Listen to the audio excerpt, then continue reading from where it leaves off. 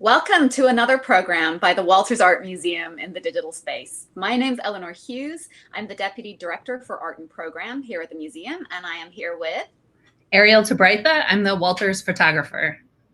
So Ariel, before we jump into our conversation today about our new collections handbook, I do want to remind viewers that they should feel free to leave questions in the comments section, and we will do our best to answer them at the end of the conversation. So we're here today to talk about the Walters Art Museum Excursions through the collection. Ellie, can you tell us a little bit more about the origins of the publication and how you went about creating a new handbook to the collection? Absolutely. So the last time the Walters published a collections handbook was so long ago that we were actually called the Walters Art Gallery. Here's an image of the cover on your screen, and it was published in 1997. And we still get a lot of requests for a new guidebook to the collection, a new collections handbook. So we really wanted to update it, not least so that we had the name of the museum on the cover. And because we felt like there were new stories that we needed to be able to tell about the collection that had been discovered in the intervening 23 years. So we really looked at, as we were embarking on figuring out what we wanted to do with a new collections guide, we looked at a lot of examples from other museums like ours with similar kinds of collections. And the more we thought about our collection and the more we looked at the way that these sorts of guidebooks are organized, if you can go to the next slide, Ariel, the more we realized that the standard categories, the way that these collections are organized and therefore the way that they're reflected in these publications is kind of problematic. And I don't know if our viewers can make out the writing on the screen, but really this is the table of contents from the previous collections guide. And it's pretty typical in that the collections are described partly through geography, so Asia, partly through religion, Islamic, partly through time period, 18th and 19th century, and partly through medium, manuscripts and rare books. And if you look at museums with collections like ours, that's usually how these sorts of books are organized.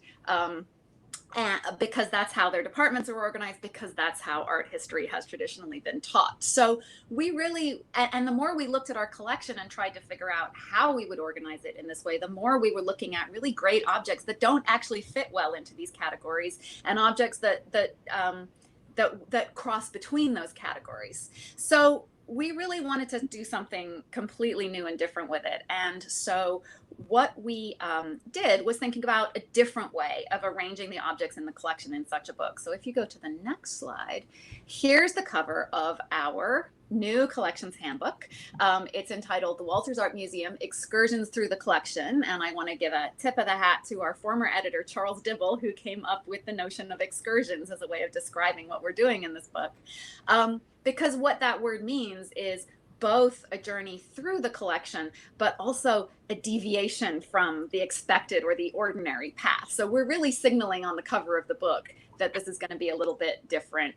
And I also want to give a hat tip to the wonderful team at Lucia Marquand, who published this book with us, who really evoke that sense in the book that you're going to see different objects. You're going to see the objects arranged in a different way, but also that negative space between the objects that really traces a path through the collection. So we're really excited that this cover sort of evokes what we do inside the book.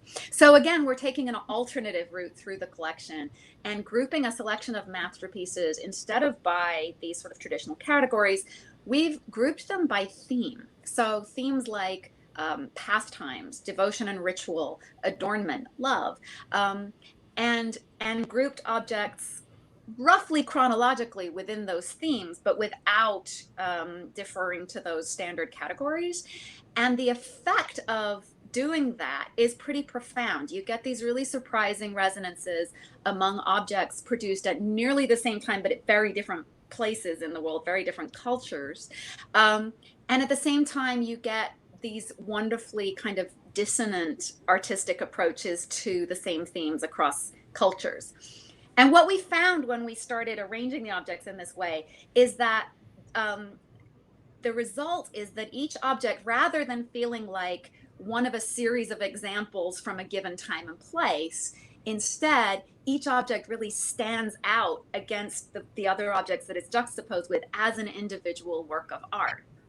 And on a deeper level, by challenging those traditional categories, we're actually better able to celebrate the diversity of the religions, cultures, and peoples represented through the collection. So rather than putting them all in buckets, we're actually allowing these objects to represent the uniqueness of the moment in which they were created. So from a collection of 30,000 objects, how did you choose which objects to include when you were only able to pick 150 or so? That was really challenging. We spent a lot of time. We did a lot of collaborative work with not just with curators, but also with our conservators and our educators to elicit sort of not just what were the objects that our curators feel are the most spectacular in the collection, but also, educators, what are the objects that docents really love to teach from? What are the key objects in the collection? And what's really interesting is that a lot of the same objects that were in the 1997 handbook are in this handbook, because when you go back and you look across the whole collection, they're still the superstar masterpiece objects in the collection. But there's also a good number of works that may be less familiar to people familiar with the museum. And they're all, but every object in the book is kind of a star object for various reasons. And all of them are really representative of what makes the Walters such a distinctive museum. So we were also looking for Walters objects. The other thing I would say about making that selection is that in then using their scholarly expertise to tell the stories of these objects, we asked the curators to write in a really engaging way. So the stories that we're telling in this book are slightly different from what you might see, for example, on our online catalog. They've really been asked to write about the stories that these objects tell in the context of the theme that they're grouped in, and to really get readers to fall in love with these objects in the same way that curators are in love with them and get so excited and enthusiastic about them. So it's an incredibly lively experience to read through this book, where the objects are changing and the writing is just so engaging. So shout out to the curators. They did an amazing job. Can you tell us a little bit more about that and what the readers will encounter when they open this book? Absolutely, because people may be wondering, hold on, what does this look like when you read through the book? So if you go to the next slide, again, I don't know if our viewers will be able to make out this tiny writing, but interspersed with those themes. So the themes are storytelling, writing, the natural world, light, love, etc. Interspersed with those themes, in roughly chronological order, is the history of how the objects came into the collection. So how the collection came to be, from the initial gift of about 20,000 objects by Henry Walters in 1931 through to the present day, where, as you said, we have 30,000 objects. And because we at the Walters always like to put the people in the objects, these are stories about the people who were involved in the building of the collection. So not just the founders, William Walters and Henry Walters, but also the dealers, the collectors who've given works of art and sometimes entire collections to the museum, and also the museum staff who, driven by their expertise and their passion for these works of art, have continued to build the collection both by buying objects and by cultivating relationships with donors. So we've given you this sort of amazing set of themes and juxtapositions of objects, but we've also given you a kind of history of the way that these objects came together in the museum. So Ariel, I have to say, so that's very exciting. However, we are here today because one of the other incredibly exciting aspects about this book is the huge amount of new photography that you undertook in order to make this book really spectacular. And not only are those photographs incredibly beautiful, but they also reveal details about objects that people never have seen. And you're literally showing the collections in a new light. So I want to ask you, Ariel, what are some of your favorite moments in photographing images for the book? Which photograph are you most proud of? So that's a hard one, but when I look at the photographs I've taken, I can't help but thinking about the experience that I had with that object while I was photographing it. So that influences a lot which ones I get most excited about. And one of the first one that comes to mind is this plum vase. And there's this beautiful description talking about how the Japanese character for Nightingale that you see here, and how it's literally perched on the plum blossom branch that's underneath of it there. Yeah. And that's such a beautiful description. And then in the handbook, the story that we tell in the handbook.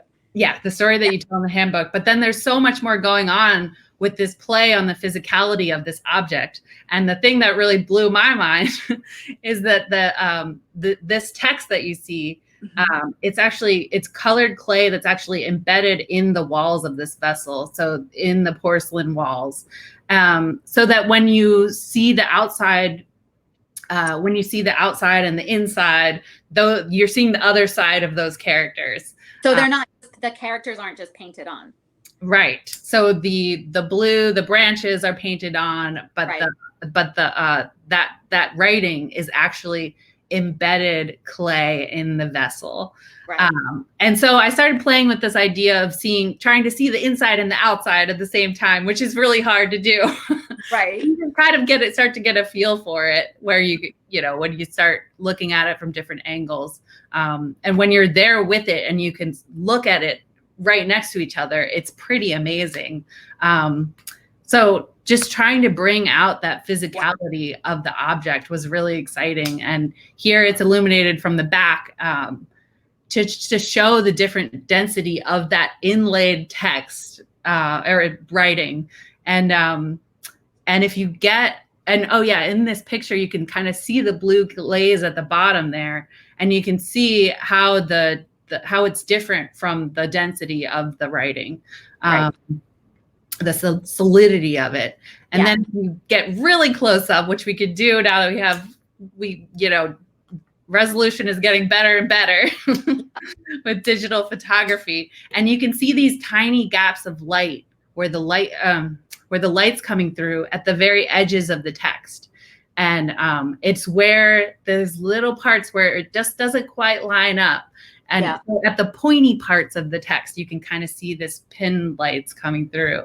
But the tails of some of those parts of the characters. Exactly. Yeah. Photography really telling us so much about the technique that just revealing that technique that went into making this incredible work of art, right? Yeah, and trying to highlight it. That's amazing. So what are the most challenging objects to photograph? So the Lalique Orchid Comb is a pretty challenging object. It has a lot of textures going on. So there's these sparkling diamonds that are happening, and then there's this plique azure, this luminous around that, this luminous glass that's happening, and then there's this luscious sort of smooth texture of the ivory, and so it has a lot of different textures going on to capture in one photograph, and you can see in some of the different photographs just how the light changes it, how the different approaches change how you're seeing the object. And you can start to see how delicately the ivory is carved. And when you show it on the white background, it really reveals the transparency of the plique azure, right? In a way that you don't necessarily see on the dark background. You can really see that there. Yeah, it starts to make it glow. But then other things you can't see, like the ivory, since it's so light, when you have it on the dark background with backlit, you start to see how delicately it's carved, which is just incredible. And then just the detail is just incredible on this piece. That's amazing. I love that series of photographs that you've just show us really different attributes of this piece of jewelry that was meant to be worn in the hair, right? So what I love about seeing these different images is that when you encounter this in the museum, you're going to see it with a fairly static light, right? You're going to see it in whatever kind of lighting the curator in conjunction with our lighting designer has decided, that they want to emphasize. But what looking at these different images gives us is much more of what it would have been like to experience this object when it was being worn, right? You can imagine it at some amazing party where somebody's moving through different kinds of light, and that you're getting the dynamism of this object in a way that you wouldn't just from one image or even one encounter in the gallery. Yeah, definitely. And it changes so much. It must have been spectacular. Right. We all want to wear it, I think. Another sort of whole category of objects that's really challenging are the shiny ones. So, and these are objects that if you were seeing them in the gallery, you would see yourself reflected in this grape cup 20, 40 times. Right. um, In each of those rounded, like little mirrors. yeah, in each of those little grape bubbles. Yeah. But in the photograph, if you could see me taking the photograph of this object in the object, it would be really distracting from the form. Right.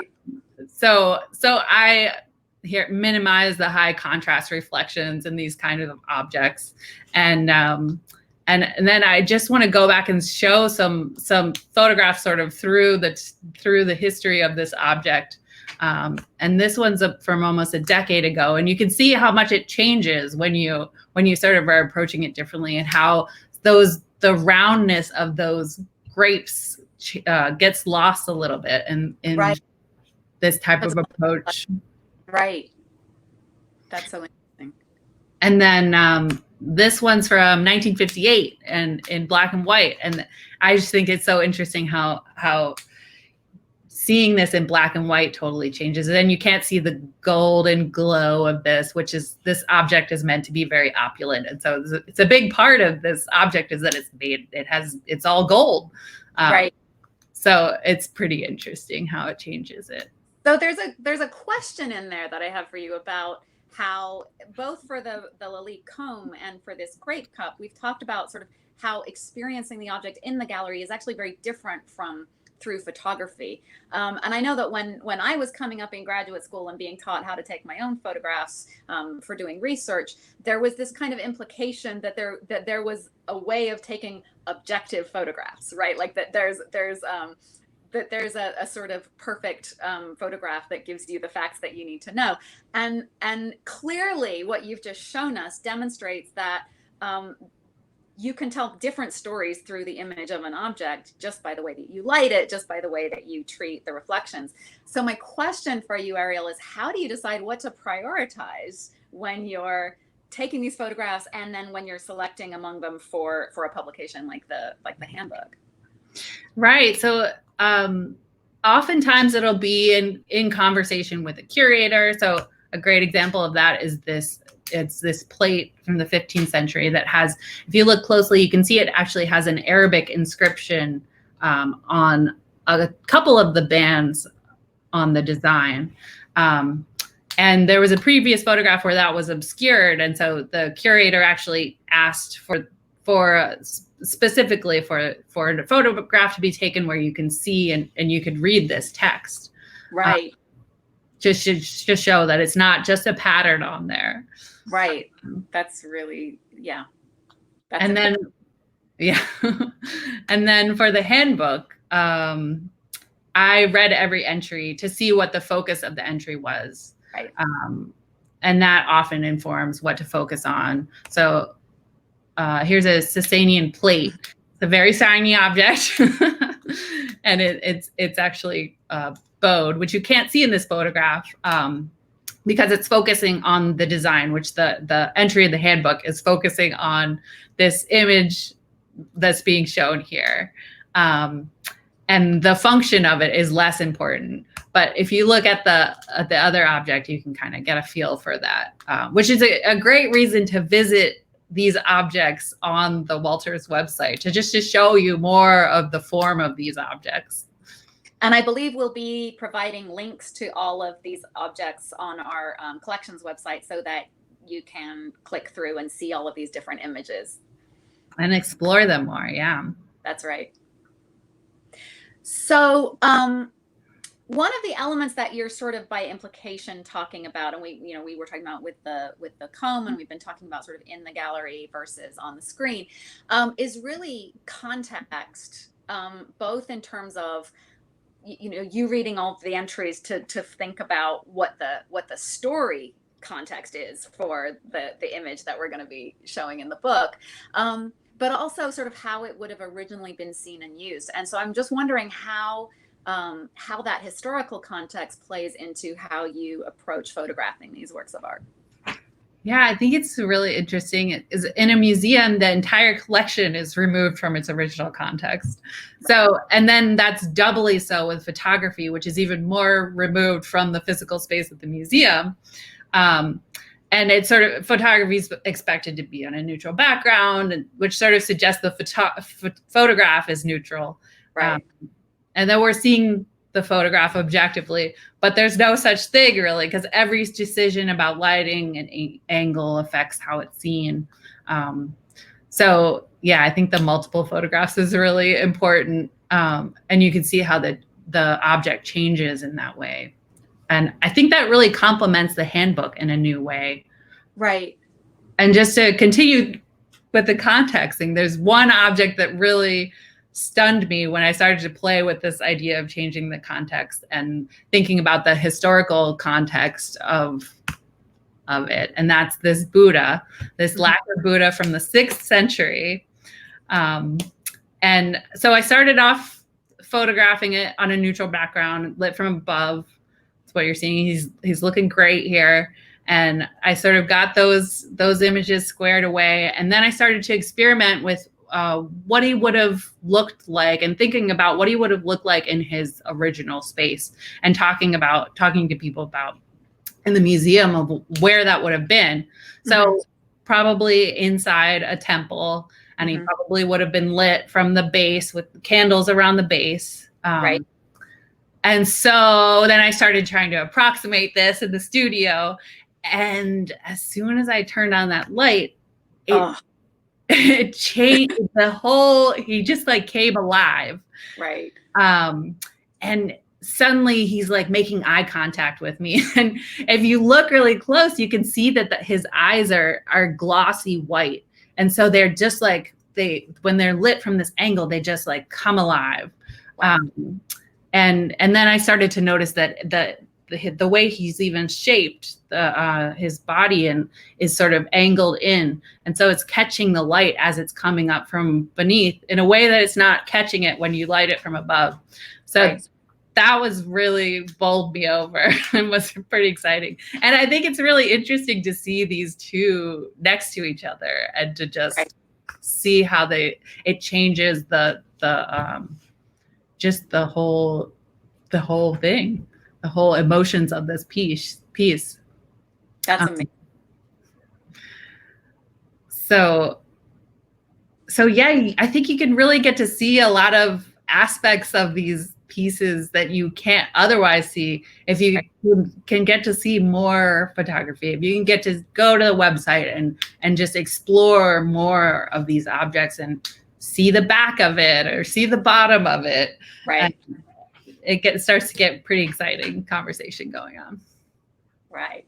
So that access issue, I think, is something that we wanted to touch on in terms of, the importance of photography and digitizing the collection to creating as accessible as possible a collection, particularly in a moment as we're filming when the museum is closed. So what are we seeing here? So this is a page from the St. Francis Missal. It's a manuscript, handwritten book from the 13th century. And books are a great example of being able to engage with the object in a different way online than you can in the handbook and also in the museum, because manuscripts are so fragile and so sensitive to light. And they have a lot of limitations on how they can be displayed. But fortunately, thanks to digitization efforts, we can see this entire book, this St. Francis Missal. You can see this entire book on our website, Walters Ex Libris, our award-winning website. And on that site, there are 423 books from our rare books and manuscript collection, and they're all available to turn the pages of, and a lot of them are richly illuminated. And my colleague, Eleanor Damon, who runs the manuscript digitization, took 346 images of this St. Francis Missal, and you can go and turn the pages of it on Ex Libris. So for an object that you can only see one opening of in the galleries, that access to digitization opens up just opens it up and is pretty transformative of the object. And of course, this is the page of this this manuscript that we would ordinarily show, right? Because it's the page that's illuminated. And I think, in fact, this was the image that we originally had in the collections handbook for this object. But of course, we asked you to take a different photograph because this page comes from this book that is believed to be a relic of touch of St. Francis. And when we closed the museum in March due to the COVID-19 pandemic, this was actually the focus of a small exhibition that will reopen at some point when the museum reopens, but is an exhibition that celebrates the fact that it's not so much the illumination in this book that matters, it's the fact that this is believed to be the book that St. Francis opened and put his finger on parts of the text, which then became the sort of foundational beliefs for the Franciscan order. And so this, I think that showing it in this way really highlights the idea that it's a relic, and that the importance of it is in the physicality of the object. So instead of showing one image, one illustration from the book, it kind of changes the idea of how it's presented. That's right. And of course, so part of what you're doing in terms of creating all these images is to really make the open access part of the story of the objects. So as you've just explained with the digitization process, connecting people with art in new ways, not only on site, but not just through on-site versus digital, but also showing aspects of the objects that you can't see in the galleries, and making accessible a percentage of a huge collection that is not all on display by any means at one time. But I want to just sort of bring us to a conclusion by coming back to that notion of what makes this object so, a star object in the collection, is its connection to a person. That this notion of St. Francis in the object is very much akin to what we talked about at the beginning in terms of putting the people in the art and putting the people in the collection, right? And so, Ariel, I want to give you an opportunity to acknowledge that, extraordinary as these, as your work is and these photographs are, you could not do this by yourself, right? Yes, I think that's, that makes me think of the objects themselves. Often we don't see the people who are putting this amazing craftsmanship into the objects. But yeah, at the museum, it also takes a whole team of people, from the art handlers who move the objects safely, bring them to the studio, move them around the museum, the conservators who will clean the objects or make sure they can be moved safely, and my imaging and intellectual property team, who coordinate with the registrars to kind of orchestrate what and when and which objects can be photographed. And the curators provide context, and they're always making choices about what objects are on display. And we should also mention our development team, who make possible everything that we do by securing us funding, and have asked me to acknowledge and thank profoundly the generous donors who made the publication of the Collections Handbook possible, the Richard C. Von Hess Foundation, the Women's Committee of the Walters Art Museum, and William Bradford. So a huge thank you to all of the people who are now part of the story of this object. I think we could go on and on with the whole museum. Indeed, everyone in the museum in some way was instrumental to the making of this book. So, Ariel, I think that at this point we could turn to see whether there are questions from our audience. Yeah, let's take a look. So let's see. So I think how integral was the process of photography to object selection? In other words, how much did the photographs inform the final selection of objects for the publication? So there may have been some instances in which we had, so so this is the downside of this. I don't think there were photographs that made us choose to put an object in, but I think there were some instances where we only had very old photography or no photography, and so we had to be creative about how to represent an object in the book through images without showing what we might have shown if we had been able to physically take new photographs. Is that accurate? Yeah, I think that sounds good.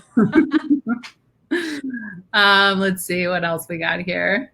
How many photos of each object would you take? That's an interesting one. And I think it really depends on the object also, because sometimes they have a lot going on, and there's a lot of interesting changes that happen when you start to change the lighting and then you start to look at different sides of it. And then other things are more straightforward, and they don't, they just don't warrant as many photos. But also sometimes it's just time constraints, how much time I have to photograph an object. And sometimes there's more of a rush than other times, even though we try to minimize that and plan ahead, but it does happen. So you have to go and look for whichever object you want to see how many photographs there are for. Let's see what else. Do we have any other questions? I think that's about it. Some of these are for more, if we had here's one. The lighting of the Buddha was fascinating. Do the curators think about changing the display lighting after seeing your photos? Ooh, I think we need to canvass some curators about that. Certainly, as we think about reinstalling collections, I'm sure that some of this is going to be really inspirational. Thinking about that. To be determined. Yeah. Well, Ariel, thank you so much for this revelation of what happens behind the scenes and the thought process that you go through and these incredibly beautiful photographs that we take. And this book is really a testament to all the work that everybody put into it. But at this moment, I really want to acknowledge how extraordinary your photography is and how much it has brought the collection alive in the book. Thank you. It's been really exciting to get to talk about some of the moments that no one usually sees behind doors. So this has been really fun. Okay. Thank you. All right.